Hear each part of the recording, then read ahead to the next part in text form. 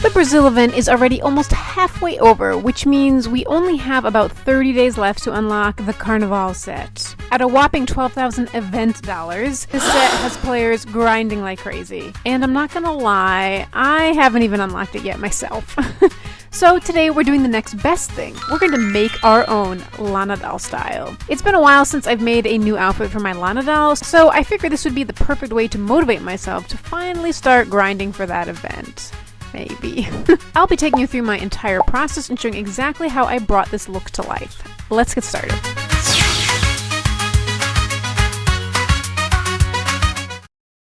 First, a disclaimer. You're going to see a lot of my hands in this video, and I know I'm supposed to have perfect influencer aesthetics and be tapping my acrylic nails on everything. Hi, my lovelies. Get ready with me. You're gonna get my crusty artist nails instead, and they're all different lengths because I'm making things all the time and it's just impossible to keep your nails really nice when you're painting, so this is the best I can motivate myself to do. Sorry. Anyway, first things first, we need to get Lana out of her previous outfit. Last time we made her a Lady Gaga meat dress, but we won't be needing that this time, as we're making the Brazilian set. I'm going to start with the crown first, and I like to sculpt directly onto the doll. I always like to wrap the doll in some sort of foil to protect it, so I can use my polymer clay and just sculpt directly onto it. And the challenge this time is to use the materials I already have in my studio, because this was completely last minute. Maybe at some point I will not do things last minute. Doubtful, but maybe. I basically sculpt out the basic shape here, and then I use my ball tools to sort of add the details in the crown. The reference crown has a bunch of jewels in it. I also bent some wire to recreate these little decorative details and just push them into the clay. And there's also these little spikes sticking out of the edge of the crown on the top, which I decided to just loosely recreate because I wasn't really aiming for an exact replica, and I just thought this was enough to reference the original design. Next up, we have the breastplate, and it's going to be the same process. Wrap the doll in foil to protect her, and then I sketched out the actual shape of the breastplate, and then just add some clay to start sculpting. One thing about the actual top is, in the reference you can see that the cups are this sort of like crinkled metallic texture, so I actually decided to leave the tinfoil showing because I thought that texture was most accurate to the reference image, and I think it will mimic the look once everything is actually painted correctly. I pressed in a lot of little indentations in the clay. Like I said, I didn't have the materials for this, so I don't have the correct rhinestones, so I'm going to have to make my own jewels and improvise later. Then, with these pieces finished, I moved on to the skirt, and I know technically it is not a skirt, it is supposed to be shorts, but like I said, because this was such a spontaneous project, I didn't have the right materials to actually sew a pair of shorts, so I just went the easy route and I made a skirt instead. And for that I used craft foam, because once you seal craft foam with some sort of varnish, it gets this really nice smooth sheen, which I think would be perfect when I paint it metallic.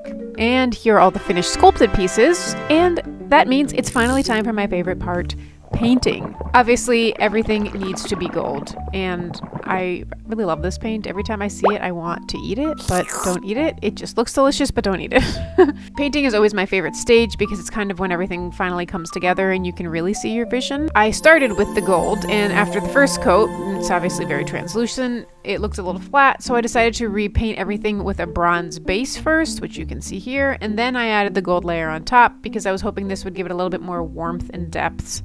And since the skirt was made from foam and was a bunch of different colors, I needed to paint a base coat first, kind of just like a primer. Once the gold was completely done, I could move on to the details.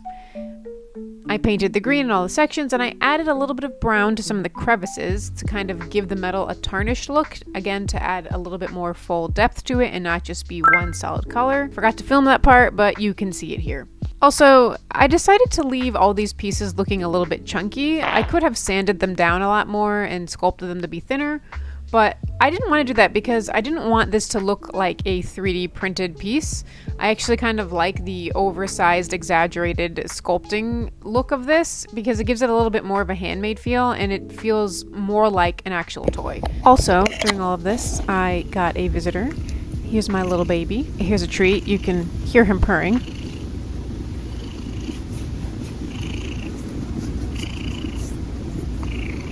Huh?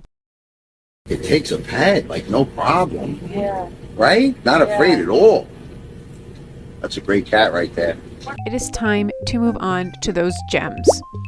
The rhinestones are a huge part of this outfit, which I really wish I had the right colors. I have a lot of rhinestones, but I don't have green or blue, unfortunately.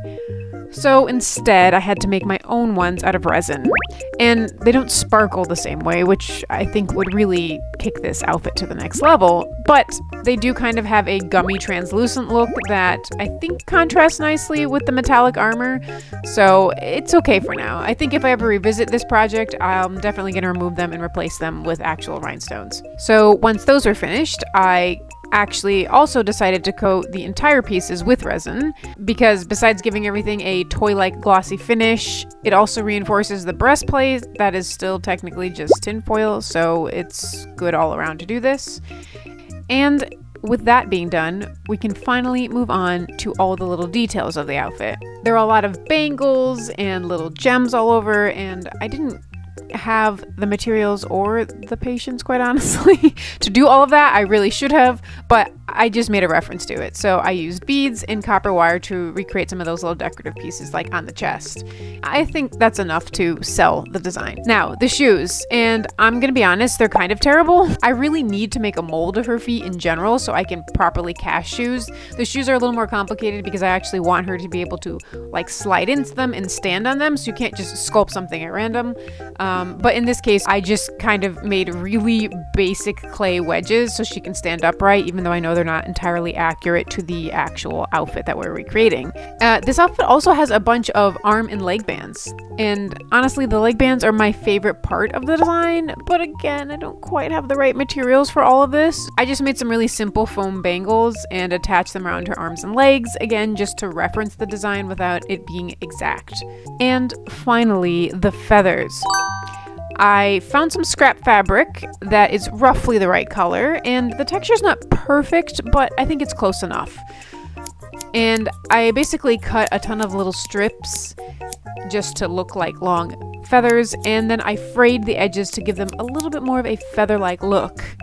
And then I just repeated this process about a billion times. I'm not gonna make you watch all of that.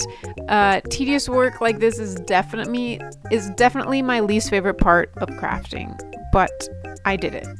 I also actually didn't have enough fabric and I ran out, so some of her little feather parts are looking a little thin, but again, it's just enough to reference the design. I don't know why I thought it would be a good idea to make this outfit when I don't have the right materials or enough materials, but that's okay, I made it work. And once they were all finished, I glued everything together and attached them to the costume. Yay! I even experimented with painting some extra details onto the feathers, but honestly I didn't really like the result, and so I just left it simple. Here's the finished doll. I think it turned out really fun. It definitely captures the look of the original outfit. She could probably use a few more body bangles, but she's absolutely giving Brazilian queen. And, you know, considering this was basically just an afternoon project made entirely by whatever I had lying around my studio, I'm really happy with how it turned out. I think that, again, I've been saying this a lot, but if I ever go back to this outfit, I think the feathers will probably be the first thing that I upgrade and remove these and replace them with something that looks much more realistic. And the best part is, now my Lana doll has another outfit to add to her ever-growing closet. What do you think? What outfit should I do next? I had always planned to make a bunch of these, but for some reason just haven't done one in a while, and I just thought that this one was so costumey and fun that it would be a great one to make. But I don't know, give me suggestions. What outfit should we make next?